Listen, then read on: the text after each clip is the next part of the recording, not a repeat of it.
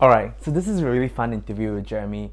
I knew him when I was in the army back then. We had like a year together in the recce training school. He's an officer teaching cadets. I was a clerk in the administration office, so we have a great relationship as you can see. Jeremy is one of those people that is really weird, like me, good kind of weird. And today, now you see why. He's crazy. He's gonna climb the Everest. Let's put it that way. Jeremy is gonna climb the Everest. He has been to the base camp already, and next year he will be climbing the Everest. Let's say he has been to a few summits. How do you call this? Yeah, a few summits of the 7 summits of the world, and we talk about his life.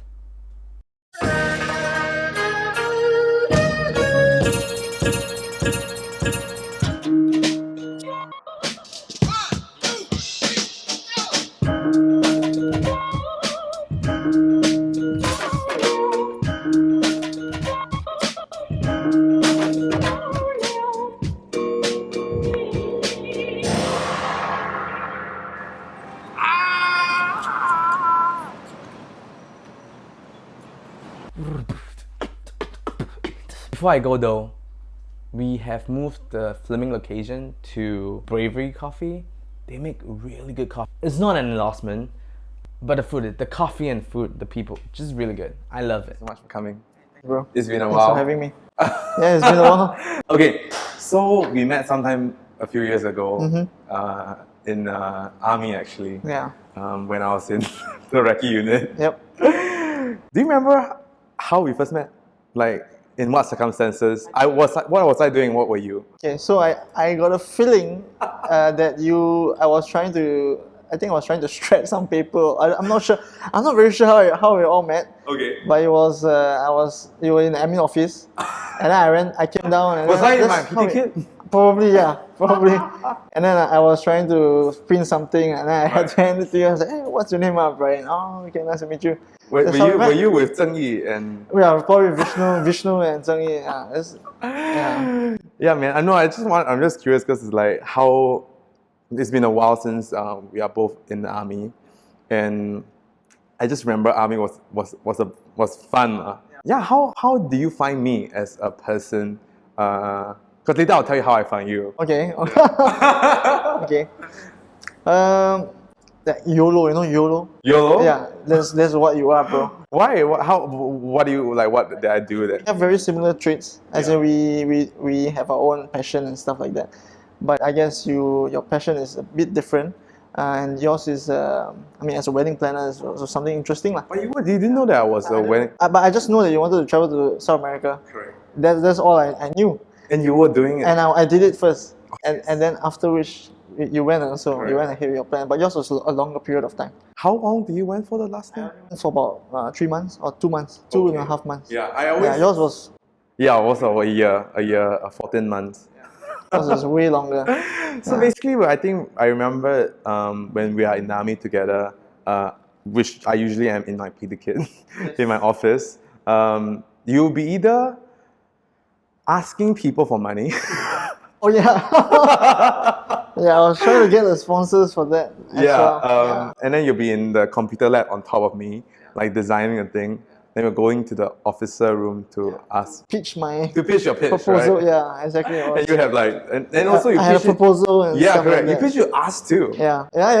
And you didn't donate. You did not donate, bro. I did not donate. Are you sure? Are you 100%? Yeah, 100%. I have the list. Yeah. I was earning $400 only, while you were earning $1,000. That's true.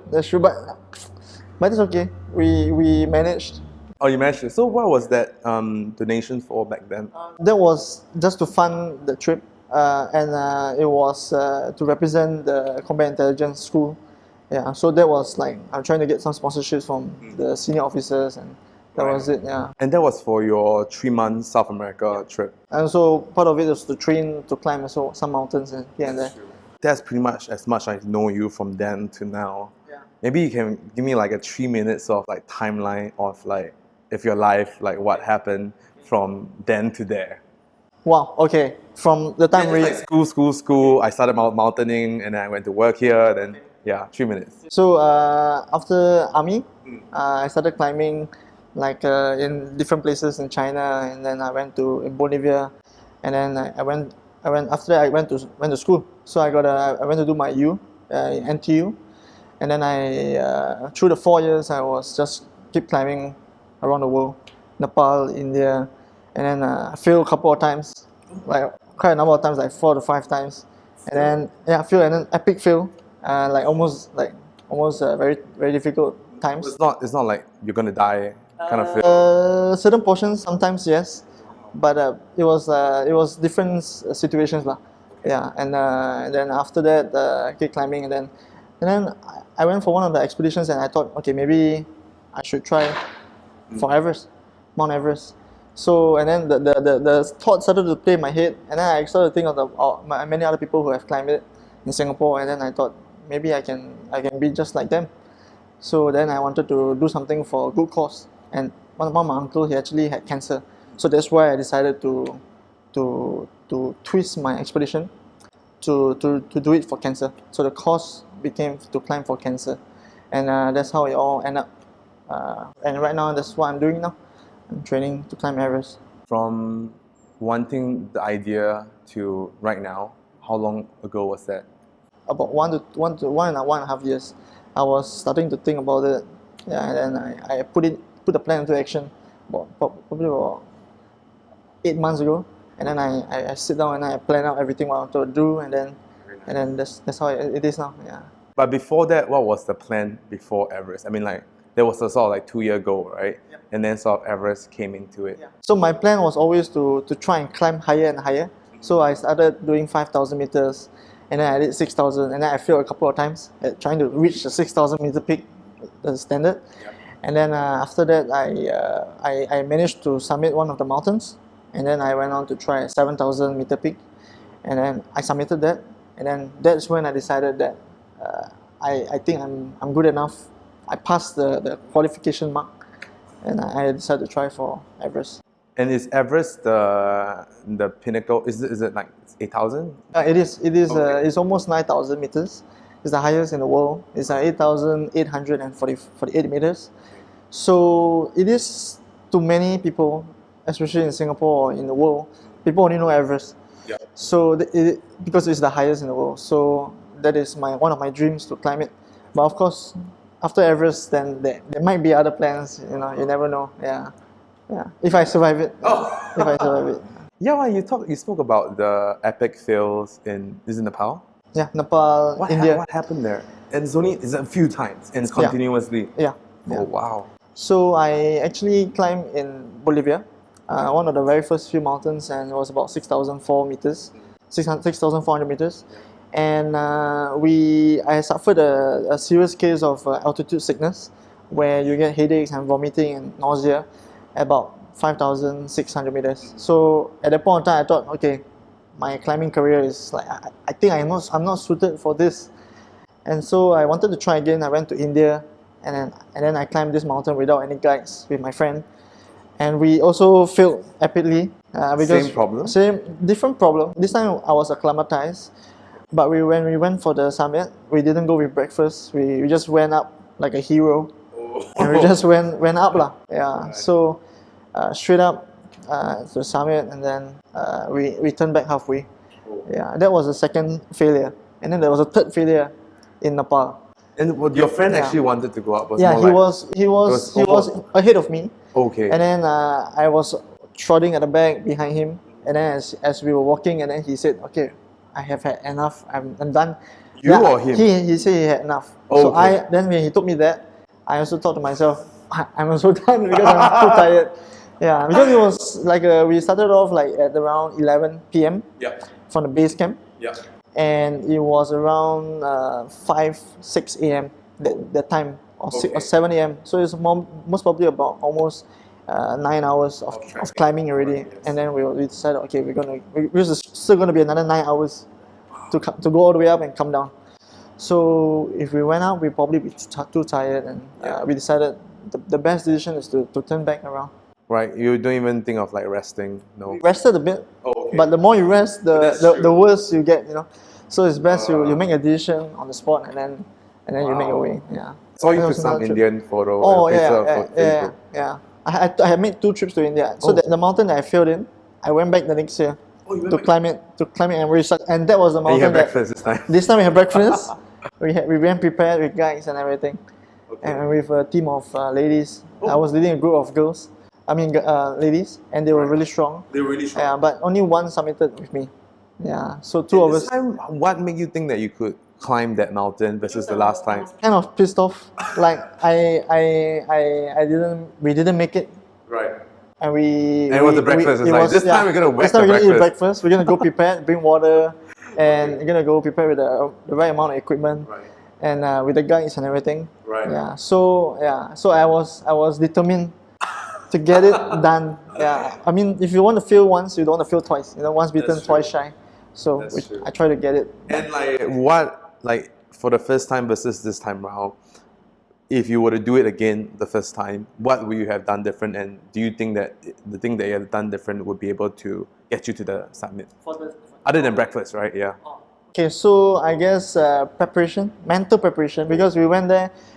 We started the trip from Kolkata, which is the east side of India, and then we took the train, and then I think it was basically we had a lot of time that we were not doing anything, and we were just traveling. Oh. So what I learned from that experience was that I always go into a climb, having trained to the max, and then flying straight to the place and climb it, rather than having some like R&R. R&R before the trip, because then your training is not useful.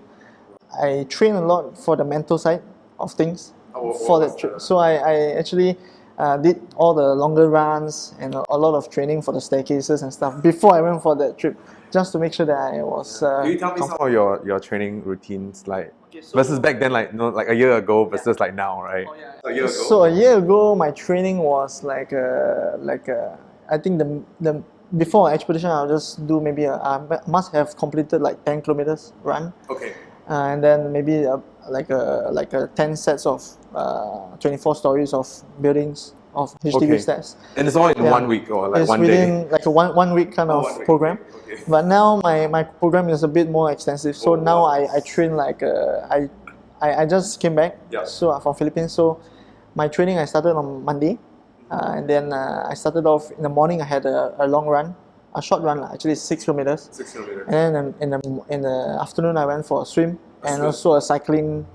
So I did like a triathlon training, Okay. just to get my game into into training mode again. Right. And then some stairs will be another one. Oh, So okay. stairs will be like I'm probably clocking about 12 stories of 12 sets of 31 stories. Oh wow! So like Yeah, you found with a backpack. you found a taller building. Yeah, so a taller building and then up and down with a backpack and ankle weights as well. And how many Yeah. How many times do you do it like a day? Like that's the one set. Okay. You do like 3 sets a day or So I have to do like basically 12 sets. 12 sets a day 12 sets of, no, as in of 12 31 stories. Yes, correct. But that's within like 3 hours. We will get it done in 3 hours. Oh, but Yeah. How heavy was your bag? depends. Sometimes you start small, so about 12 kilograms, Okay. and then you can push all the way to about 18. 18. Yeah, 18, 20 kilos. Yeah, that's the max I will go. Is that the same regimen you're gonna do for Everest? That's what I'm already doing. So yeah, so that is the plan, and then Every day. not every day. Maybe I have 3 days of training. Yeah. 1 day of rest.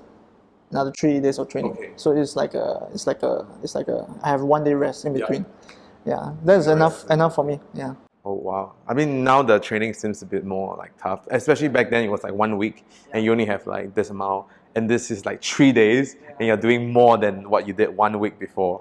That was last year. Wow! So 3 epic failures. Maybe 4. 4? or 5. 5? So India, I failed once. Nepal, I failed 3 times. On Nepal, you feel 3 times. Yeah, just keep going. The truth is, in Nepal, I never had a summit. I never summited a mountain. I have climbed 3 times in Nepal, 3 mountains, Okay. and all of them I have never summited. I was this close to the summit most of the time, Depends. It depends on sometimes because I always climb at the wrong timing. I always climb in winter. Oh, So that is why was very it the cold. flight? Was the flight cheaper? No, because it's my school period of holidays. Oh, that's. Are you still studying or you're I done? graduated already. Okay, so you can go. I'm done. Yeah, I can. Yeah. So that's the plan. Yeah. Okay. Yeah. So usually I go in December to Yeah. climb. That is winter. It's usually very much colder in Nepal. So the temperatures will really dip a lot more. How? We're looking at maybe about minus 20, minus 30. Minus 20, minus 30. Yeah. That's. Is that snow? Yes, you're climbing on snow. Yeah. Also, you're climbing on snow. Yeah, it's all snow mountains, and snow and rock. Snow and rock. Yeah, and then it's even worse because in winter, because the wind is stronger, Right. the snow freezes, becomes ice. So, so you it gotta have becomes trickier. The crampons. Okay. Yeah, there's the spikes. Yeah. But if you were to go summer, then there wouldn't be snow. There will still be Oh, there will still be snow. There will 100% be snow, but the conditions are different in terms of the wind, Right. in terms of the temperature. It will dip a little bit. Not so cold in summer. Yeah. So after that, after the 5 time of like continuous failure, the success was the one back in is it India? No. So I succeeded in India the second round, Yeah. and then I went to Africa to climb Kilimanjaro. Kilimanjaro. That's one of the 7 summits. So I climbed that Wow. with 2 friends. We submitted that. No guys. With guys. Oh, with guys. With guys, Now you yeah. know. So I learned the trick to it, yeah, sort of. Yeah. And then after which I went to Kyrgyzstan, Kyrgyzstan. and then Oh, that's the one. that is the most recent one. No, the second most recent one. Okay. Yeah. So that one we submitted. I submitted with my friend, 2 of us, Yeah. and we were with guide. Yes. 2 guys in fact. Two guys. Amazing because. Why do you need 2 guys? Okay, so basically what happened was interesting was Right. one of the guys. So we all took turns to fall sick. Oh, So the guys came back, and then so in the end we had 2 guys because one of them fell sick and then he got replaced by another guy. it's not you guys. You guys didn't fell sick. We also fell you sick. fell sick So too? I fell sick. My guy fell sick first, then he got replaced by another guy. Okay. I fell sick, Uh-huh. and then my friend fell sick, and then the next guy fell sick, and then after that they all came back, and then we had 4 of us.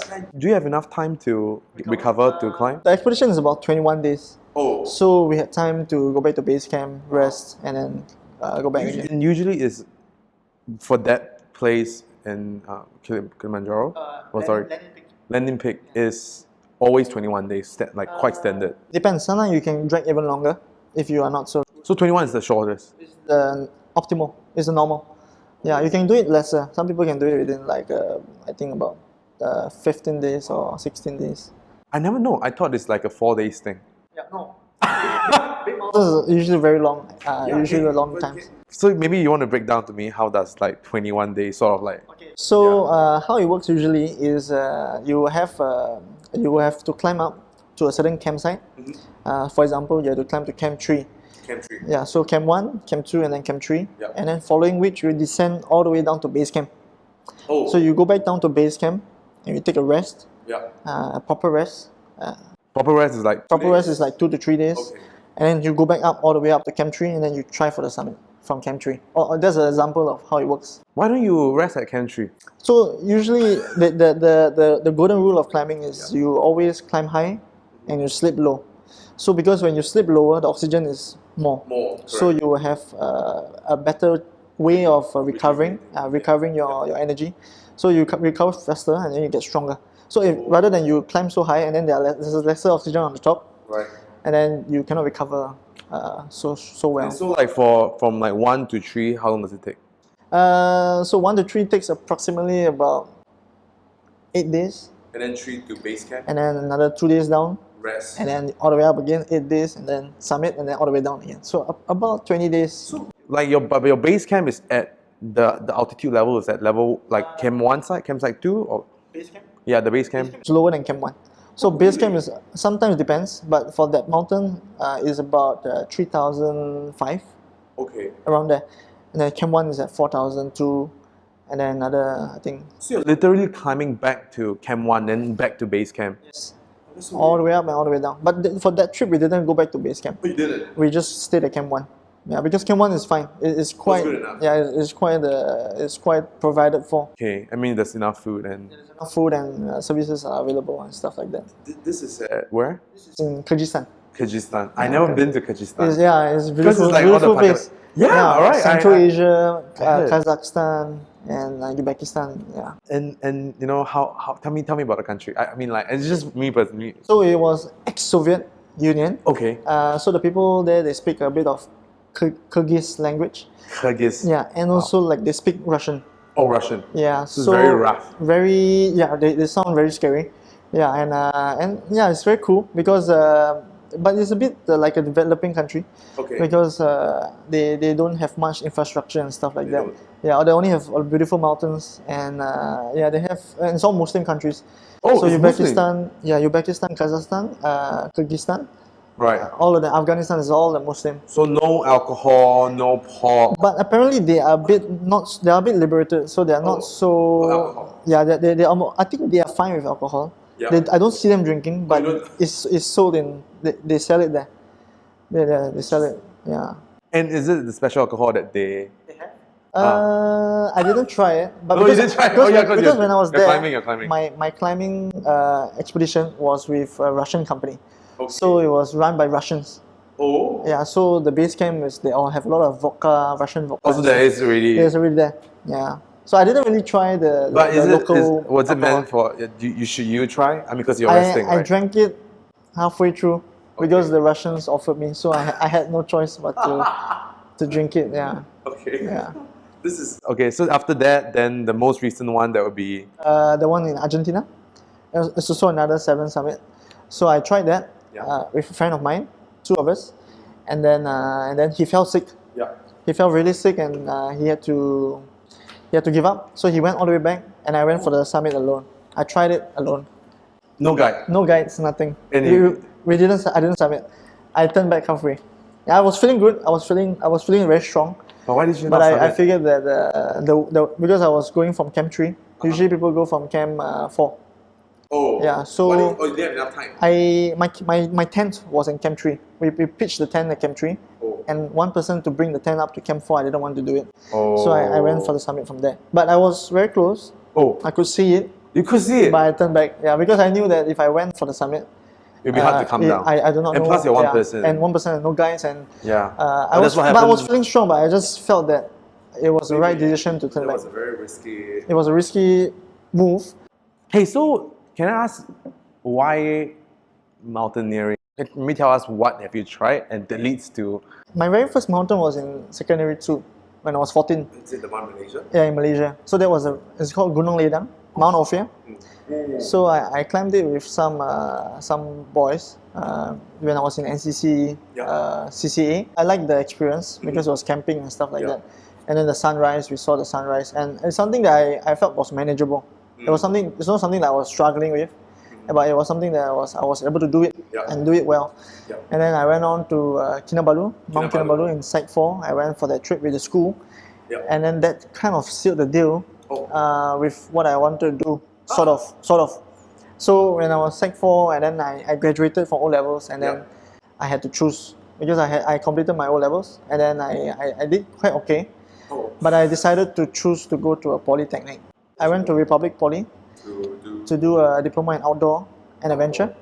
Yeah, so Is there something like that? it is. I was the pioneer batch, so it was also another risk. So I took the risk that I wanted to do something different because everybody from my class, we were the top class, one of the top class, and everybody went to junior colleges and stuff like that. I was the only one that made the decision to do something different.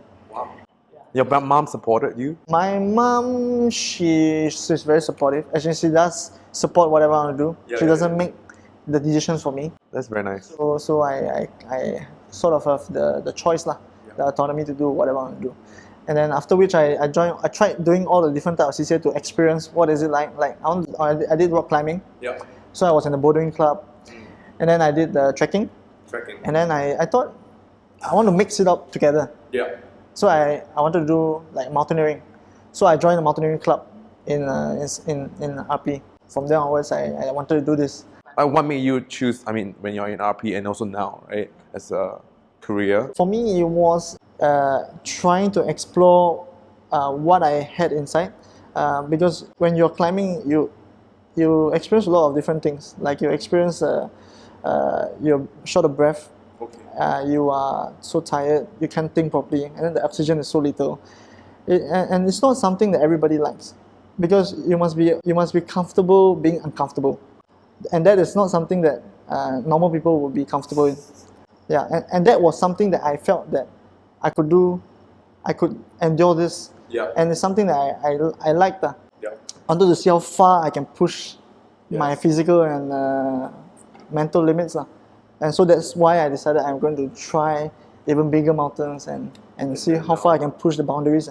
From climbing Mount Ophir to Everest right now, what has your view of mountaineering changed? You know, like the business. Now you know the business side, the marketing side, the raising fund side. I mean, this is just for people who maybe want to be like you, to climb Everest, or to want to choose it as a career. So you're a few steps ahead of them. What would you tell them from where you see right now? I would advise them to put both feet in whatever that they want to do.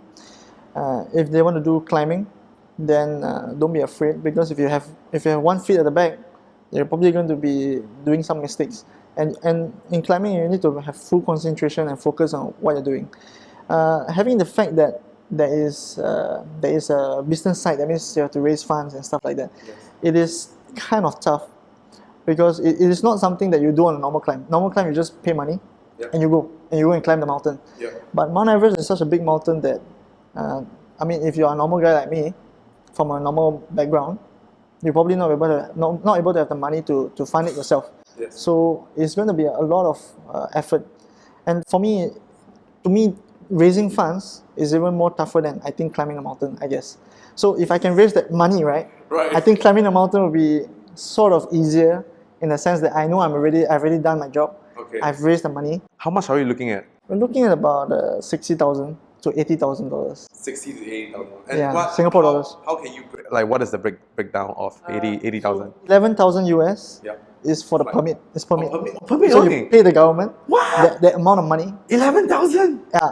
So I don't want to say anything bad, but Nepal is the money goes to the government. So that's what they make money from. Right. Permits, yeah. And then the rest of it is all services that you pay for the guides, you pay for the Sherpas, you pay for the porters to bring in the stuff. And then from then onwards, the rope fixing. So they'll fix the rope all the way up the mountain. So because it's such a big mountain, the scale of it is immense.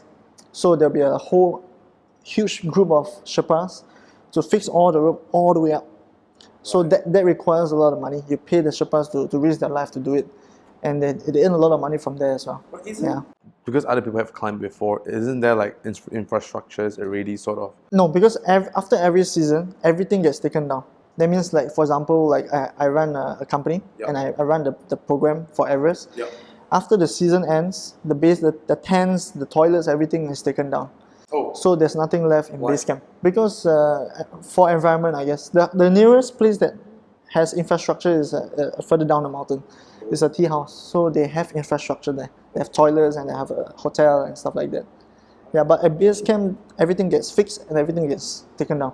And so that's why you pay so much. You pay for the kitchen tent, pay for toilet tent, blah, blah, blah, your own personal tent. Right. Saying that, like, in today's generation, when we climb Everest, it's way easier than people who are like, I don't know, and they probably don't have the equipment that we have. You're like, light bags and like super sleeping bag. There's like, Now it's like you're literally wearing the sleeping bag on yourself. It's called a down suit. oh, It's like a down suit. You wear the down jacket, but Yeah. it's a full suit all the way down to your ankles. So it's full of feather. So you feel warm as you're walking. So those equipment is different from back in the day. So you where- just sleep yeah. with your clothes on? Not all the time, but if you feel comfortable, you can sleep with it on the mountain. But at higher camps, you can do that. Yeah, Oh wow. yeah. And so the equipment is all different. Yeah, the balaclava and everything, the goggles and everything. Yeah, and the boots are of course much different from the past. Last time it used to be leather boots. Heavier. Yeah, now it's like double plastic boots. So it comes with the gaiters and stuff like that. Also, it's like waterproof. It's waterproof all the way up to your knees. So it's way different from. I mean, even the oxygen bottles are different in terms of weight, in terms of the efficiency of the oxygen, how it comes in. And like, we're talking about this like, it's like 100 years back. Is it like just 20 years back? 50 years back, Okay. 1953. This Those were the year. very first time they Very summited first Everest. pioneers of- Yes. Yeah. And how did they were they sponsored? Was that North Face? No, nothing. They were doing it for nationalistic purposes. Wow. And the Sherpas, they maybe have maybe. They in fact the first two climbers that summited Everest Yep. is Edmund Hillary and Hillary. Tenzing Norgay. So they were a team. So Okay. this guy is from New Zealand and this guy is from Nepal. So they were one team. They made it to the summit. And they were good friends. I don't know. No, they both of them passed away already. Oh, they passed away, okay. But they were best friends. Yeah, I mean he contributed a lot to Nepal after the climb. Like in terms of. In terms of education, he has a school named after him, Okay. and those are schools for the Sherpas, for the Khumbu region of people, Yeah. for the Sherpa people. Yeah, so his school is still existing now. Very interesting. I don't know this question applies to you or not because it actually really doesn't apply to me too. Sounds interesting. Yeah. Well, the question is, what's the toughest period of your life, and like what did you attribute to got through it? I mean, my life has been pretty smooth sailing. I don't think I have like big thing that versus other people. Do you have anything, or you think it's quite other than the epic fail that you spoke about? Yeah. For me, it's been it's pretty smooth. I've come from a normal background. I studied hard in my school, Is it? and then I realized that education is important for me, Yeah. but it's not the most important. The most important is to follow your passion. So that's where I am right now. I guess the difficult period was not really. I don't really have. I think the problem is same. if you're going to look at the difficult period, it's probably now, because now I'm not working. I have no money. Yeah. What I'm doing is I'm just trying to find my sponsors, and that is tough. That is tough. Yeah, and then surviving on just basic, and then training hard also. Yes. Yeah, that is to me Is that's your quite challenging. parents? Supporting me. Yeah. Are they? Sort of, but my mom quit a job, so now Oh. I'm like I don't really have an allowance, so I'm just trying to survive by working part time here and there. Oh wow. Yeah. Well, I will link to your thing after. Hopefully, we edit this video really quickly, and people can sponsor you. Do you start a Kickstarter? Maybe. I didn't start it. Okay, but let's look for a title sponsor first, right? Oh yeah, I think this question is also sort of explain about SMU, and basically it's asking about now you finish SMU, right? And all your friends probably have really gotten like jobs that pays them money that they can afford nice meals and movies and go Korea and buy nice things. Do you feel pressure at any point of time? No, definitely not. No? 100% no. You know why? Yeah, why? I just made the decision to start Yes. doing something different, Yeah. and that is something that you only young once. You only can do it once. If you get maybe you get a children, you get you get married. Yes. How are you gonna climb? You're not gonna climb. So you want to do it now. That's great. Yeah. So I won't be the one regretting it. They will be the ones regretting it. So I think let's move on to like relationship. So you're a really passionate person in terms of like living your passion, living the life that you want to live, not just in sports also, but also in your relationship. And you told me, correct me if I'm wrong, it's 6 years. 8 years. 8 years. 8 years. Oh. Yeah, we've been together for 8 years. Yeah. Well, how did you do it? I don't know. Tell me like a short story, like Okay. About how we started or what? how you Oh, started, okay. and then how did How the did it relationship. last? Okay. Yeah. So we met in poly. Yeah. She was a climber. Oh, she's okay. I'm also a climber. Yeah. She trashed me. She trashed you. She trashed me, man. Yeah. She's way stronger than me at that point of time. Oh. So we were trekking this mountain and Gunung Kerinci in Indonesia, Okay. the highest volcano in Indonesia. Yeah. And then the three of us submitted, me, her, and another my friend. Yes. So she was way ahead of me, and then Yeah. I felt, wow, this girl was really strong, and I mean, she's beautiful also. Yeah. So if I admire her to the point of time where I decided, okay, I'm gonna ask her out lah. So Right. that's how it all started. Yeah. So How was it like? What was the first date situation? First date was awkward. In the rock climbing gym. No, it wasn't. No. I decided to try things to do a bit normal. Okay. What So was I normal thought, for okay, you? let's Starbucks. go for a movie. A movie. Okay. Yeah, because I'm a climber, right? So I thought, okay, let's do something normal, movie, Yeah. date, and have dinner. Have dinner. So I just wanted to get some ask her some stuff, Yeah. and And then yeah, so it was a simple date. Okay. And then after that we went doing other stuff like picnics and stuff, because I wasn't really that kind of movies and Right now. dinner. Now I'm sometimes I do it a bit, but I still prefer to go and do picnics and something more outdoorsy and Yes. rather than in the Well, in Singapore, shopping mall. where do you go picnic? Botanic Gardens, UNESCO Heritage Site, bro. Oh, Yeah. yes, I know that, but like, is there a spot like that you go? It's a secret spot. I Oh, can it's tell a you. secret. No, okay, it's not. It's So just is it near the Victoria Hall, right? There's a hall there, then that's where everybody is. It is near it's where they always there's this pond, Pond. and then there's this theater or something like Yes, that. yes. It's opposite. We usually have it. We just Okay, also it's not like a secluded spot, lah. It's like, set the mat and just chill out. oh, okay, I thought I really got a secret spot. So, what's plans after? I mean, it sounds very far away, but you know, after Everest. So actually, it's a secret. It's a secret. Okay, then. But I can just lay out a little bit. Yeah. So most of the people that climb Everest, Yes. they look beyond Everest. Yeah. They look at the 7 summits. Which you already did a few. I've done Kilimanjaro. Yeah. I've tried Aconcagua. I'll probably go again this year. Oh, again.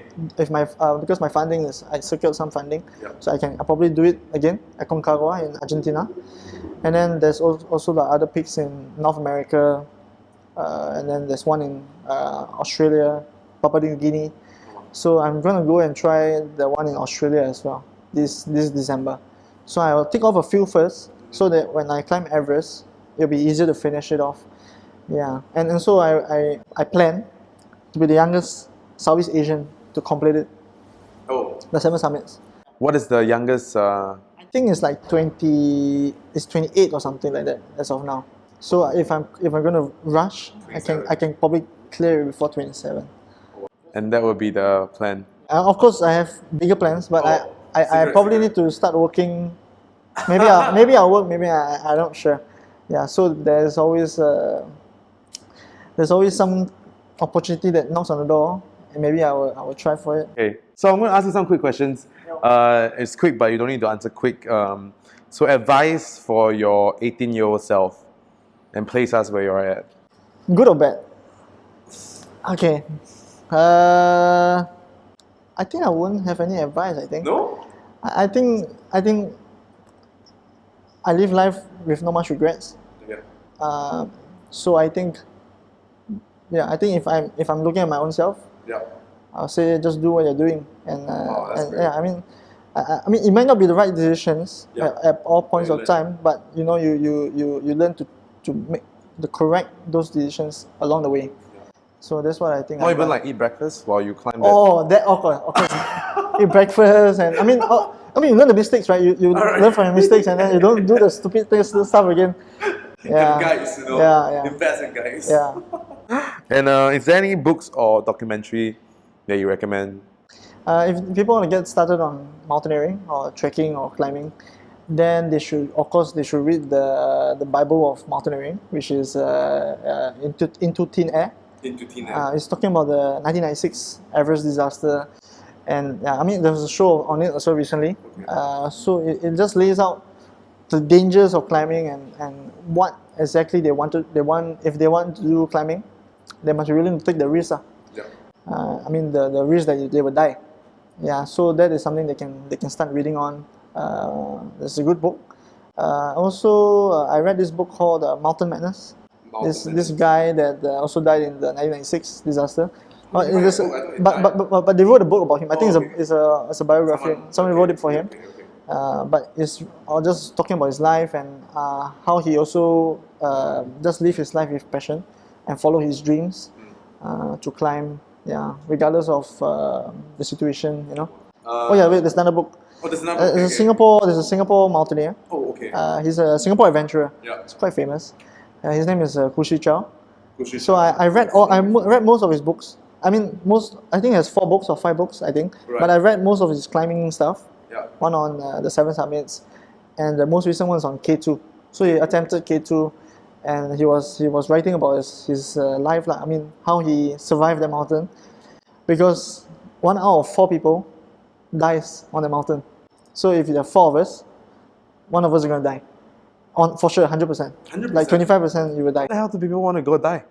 Because there's the thrill. There's the thrill of climbing. You never know what you can explore. Where's this K2 thing? It's in Pakistan. So it's the second highest mountain in the world. But it's actually more dangerous than Everest. If you compare the statistics, yeah, it is tougher. Yeah, I mean because of the face. Because if you trip or you fall or whatever, your body will be a base camp. In pieces. Isn't there any ropes? No? There will be some ropes, but if you unclip and you miss your step, then you're gonna fall. And certain death, confirmed. Certain death. Certain death. Yeah. So that was one of the books. He's right. His book is K2 by Hu Shui-Chao. That was one of the 4 who survived. yeah. As in, he submitted. Yeah. But that season that he climbed, I think some Koreans they died also. You know what? You know what's crazy is that like I never know it is that risky. Because you know, like, okay, maybe like this is the last time I'm going to talk to you. You know, it could just be that situation. Yeah, it could happen. Even I had a friend, he also passed away. He was my army friend. He was not my army friend, he was from my secondary school. He was my senior. And then he went to Australia to study, and then he went to New Zealand to climb. And then he actually died when I was in OCS. So I was messaging him on Facebook, and then he never replied. So I was like, why is he not replying me? Yep. So I sent another reply, and then after that, one of the training days, I was just looking through Facebook, and then there was a post and saying that he had died on in Mount Aspiring. So he fell. Yeah, he fell the height of I think 5 Singapore flyers, so all the way down. Yeah. So tragic, but yeah. But I mean, it keeps me grounded. Yeah, yeah. If you have a bus poster anywhere, I mean, you can design it. Like, okay. Yeah. Or MRT, MRT carriage. What would you put on it? Eat your breakfast? No. I think it'll be good to say one life, live it. Yeah, you only have one life. I mean, the reason why I'm climbing for cancer is because people die every day. I mean, 37 people in Singapore are diagnosed with cancer every day, and they don't get to live beyond like 2 to 3 months. They die within the period of time. So they get to live. They are trying to live their life lah. Yeah. So that's why I would like to. I mean, it's not all about chasing the money. It's not about the rat race. It's not about education. I mean, it is about. I mean, it's about getting enough money to survive, but it's also doing what you want and being passionate about what you do. When you think of the word successful, who came into your mind, and how would you define successful? One of the people that I feel that is successful to me is I think the same guy that I look up upon, which is the guy called Hu Shui-Chao, because he. Did you meet him? I met him. We are friends. So, but he's quite nice. He's a very nice guy. He's humble. But he has done Everest 3 times. He has climbed K2, and then he has done the 7 summits. He has done the North and the South Pole. Yeah. So, but then again, he's married with kids. He has 2 kids, amazing kids, and so to me, I mean, even though he risks his life every time, but he dares to do what he wants to do. He's afraid. I believe he's afraid sometimes. Everybody has fear, but he handles that fear quite well. And then he also has a business. He brings people on trips to similar mountains, but smaller mountains like Kilimanjaro and stuff like that. So he has a business. He does what he wants. He has a family. And he has a balance. Yeah, but if I were to do it myself, I will not risk so much after a while, because the family, because the children is young. They are young, and there are certain things to prioritize, I guess. So, but to me, that is one of the people that I define as a success in terms of pursuing his interests. What are some of the most common misconceptions about you or your work? People usually ask me like, "Are you afraid to die?" Of course, yeah. They think that it is a very irresponsible kind of activity or a job or a career. But I mean, for now, it's not a career yet. It is still it's still quite premature. But people always think that it's very dangerous and all that kind of stuff. But if you look on the bright side, you get to see what nobody can see. I mean, you see the world. Yeah, so only you can explain to yourself. I mean, only you know that you have seen that. You can't explain to people, oh, I've seen this place, I've seen that place. They will never understand unless they're there. So that is one of the, I guess, one of the things that they will not understand. They will not know what I feel. Yeah, and yeah. So and so maybe another thing is maybe so now I'm in the crossroad of my life, right? So like my parents, not my parents, like maybe my aunties, or maybe my mom's friends will ask, so what is your son doing? Is he going to look for a job after he graduates from NTU? Then so usually that kind of questions. Yes, yes, yes. Then you try so hard to explain to them, oh, I'm going to do this, I'm doing this because I want to do it for my passion, But because maybe they are the older generation, they might not be able to understand. Yes. Yeah, it's only the current generation of people they will understand much more from the inside what you're trying to do. Yeah, I mean in Singapore. How do you deal with the aunties then? Just try your best to explain to them or not turn up at all. Yeah, so usually Chinese New Year, sometimes I will not be there. I mean sometimes. Okay. Because I run Because I trips, do I the run same. trips also. I do the I mean same. that's the truth, right? I mean it's a hassle to explain to everyone. I just say I got so tired. I mean that was before I started my business, right? Because I never know it's gonna like be okay, successful or not. So I never want to jinx it. So I just like, nothing, nothing. I'm just relaxing, That's what it's. Then again, the good thing is, after a certain period of time, when you are good at it, Yeah. I mean, you appear on newspaper and stuff like that. People who don't believe in you now become your followers. But which is funny though, right?